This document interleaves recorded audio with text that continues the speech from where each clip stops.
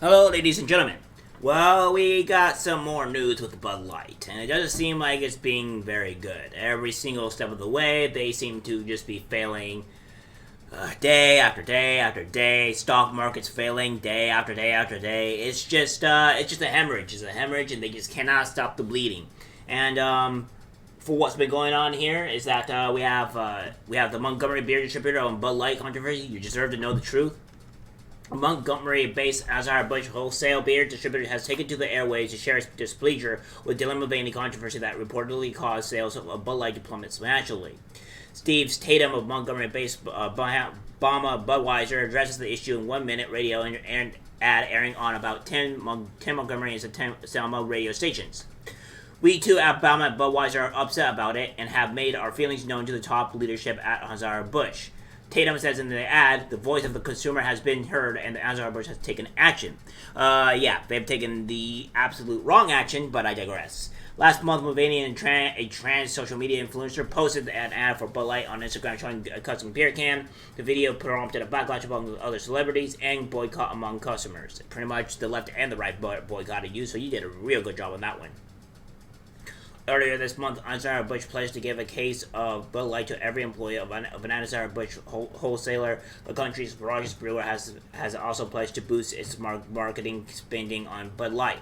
According to the Wall Street Journal, in the week ending April 2022, a Bud Light's U.S. retail store sales fell 21.4% over the same period from last year. Meanwhile, sales of rival brands Coors and Light Miller Lite grew by an almost equal amount. So yeah, this is not doing too great here. Now what we have is the bigger news and the big news that everybody should probably be focusing on. We have this. Ted Cruz demands Bud Light probe, raises concerns over Dylan Mulvaney's under 21 TED Talk audience.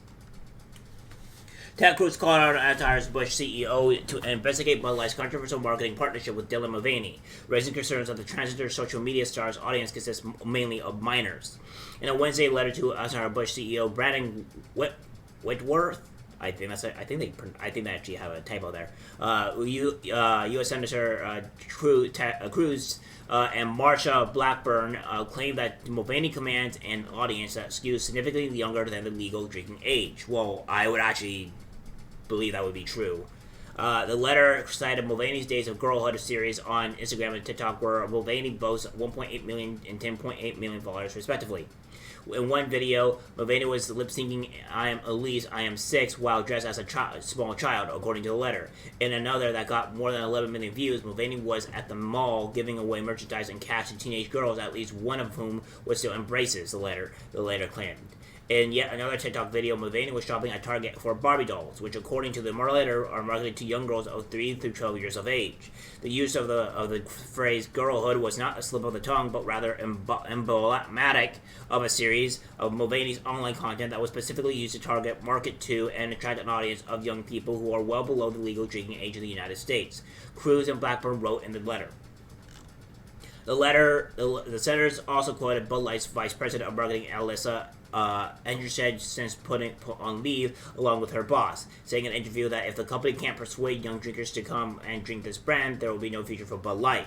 The letter signed on behalf of the U.S. Senate Committee on Commerce, Science, and Transportation cited marketing guidelines under the Beer Institute and Industry Trade Group, which dictate the brewers should employ the perspective of the reasonable adult consumer of legal drinking age in advertising and marketing their products. The Senate Committee's letter requested that Whitworth produce documents related to Anheuser-Busch's relationship with Mulvaney by the end of the month. So you have all this stuff here. This is the actual documents here. It's a lot to go through. So if you guys want to, by all means, you can view it at your leisure. It pretty much most of it's put down here in the article. I asked for all communications related to partnerships between the beer brand and the influencer, including scripts for social media and after the fact audits showing Mulvaney's age demographics on platforms like Instagram and TikTok. The letter also urged Whitworth to avoid a lengthy investigation by the Beer Institute by instead having Anheuser-Busch publicly sever its relationship with Dylan Mulvaney, publicly apologize to the American people for marketing alcoholic beverages to minors, and direct Mulvaney to remove any Anheuser-Busch content from his social media platforms. Mulvaney's post with Bud Light remains on his Instagram page. As of Wednesday, it has more than 3 million views and tens of thousands of new comments.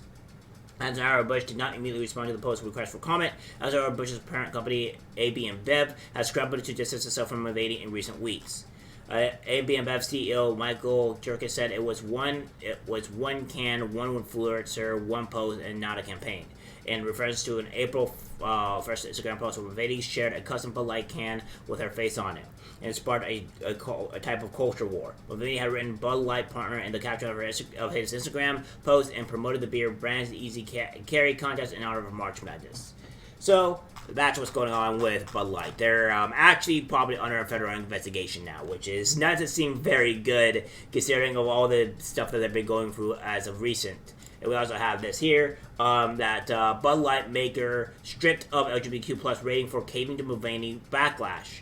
So, yeah, this is also, doesn't seem to be good. In a May letter 9th, shared exclusive post with the USA Today, the Human Rights Campaign informed the Bud Light maker that it suspended its Corporate Equality Index score, a tool that scores companies on their policies for lesbian, gay, bisexual, transgender, and queer employees. Companies that receive a 100 score on the index for criteria, protections from workplace discrimination, exclusive benefits, exclusive culture, insight, and outside the workplace, and responsible citizenship, receive the best places to work for LGBTQ plus equality, seal of approval from the Human Rights Campaign.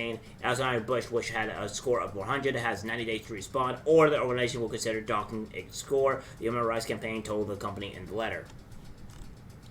Anheuser-Busch did not respond to the request for comment on the Human Rights Campaign's letter, but it said it has an employee resource group that supports LGBTQ plus employees, blah, blah, blah, blah, blah. God, I don't really care. But yeah, this is what's going on here. It doesn't seem to be very good. Bud Light's being stripped of even from the far left. I think this is a good understanding that they are burning in the fiery pits of hell, and I can't really blame them. Well, I can't blame them because they caused this problem on themselves. Well, guys, that's the video. Like, subscribe, share. As always, take care.